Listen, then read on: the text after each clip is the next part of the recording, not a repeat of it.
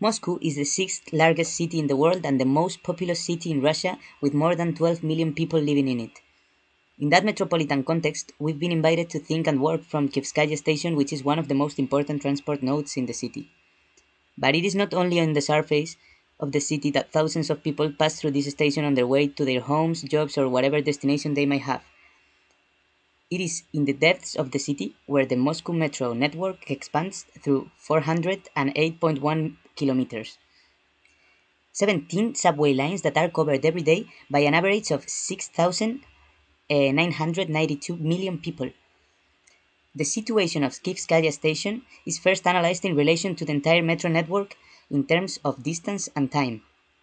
We also investigate looking for documents that go beyond the common metro plan, like this one, which contains the underground garages that can be a good working tool.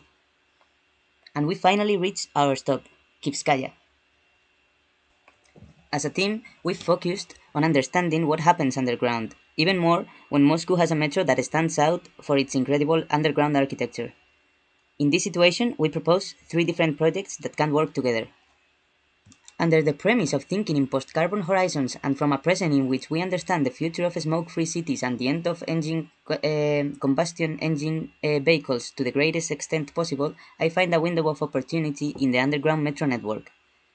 What would happen if we took advantage of an infrastructure as important as the metro network to transport things that today are being carried in cars and vans throughout the city? Could we shorten the routes of the riders who travel throughout the city? What would happen if metro stations also became transport hubs for products of all kinds, places for sending and receiving orders to any part of the city? This is my proposal. I think it would be great to be able to build a system parallel to the transport of people in which stations, platforms, and trains can be used to shorten the trips we make on the surface of the city every day. The subway is a place focused totally on the movement of people. Its spaces are designed specifically to facilitate the flux of people that enter and exit the station every few minutes.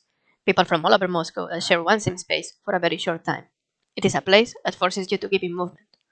On the underground, there is no place for stationary. There is not a single continued activity developed in that place, with the exception of the proper workers of the station.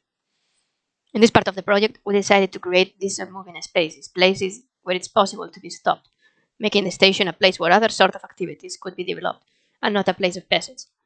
For achieving this objective, we decided to introduce some underground forest that will be organized all along the already existing communications of the metro.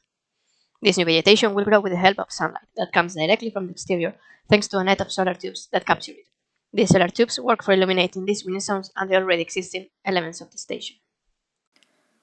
One of the aspects that interested us was the connection that could exist between urban art and children. For many years, there are a lot of people who dedicate their time to graffiti on trains to represent their ideas or to have their name recognized in that world. On the other hand, there are cultural centers that teach children from a very young age to capture their imagination in drawings.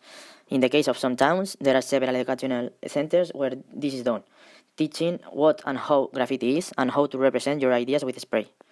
In conclusion, we wanted to create a mixture of both ideas, combining the underground spaces, the trains, the urban art, and the nursery, producing a space of great interest. Another aspect that we had in mind was to introduce vegetation into the subway, and we had curiosity about how to bring water to the plants. So we thought of a system that could collect snow from outside and throw tanks where the snow is stored, melt it, and have water for vegetation and sanitation.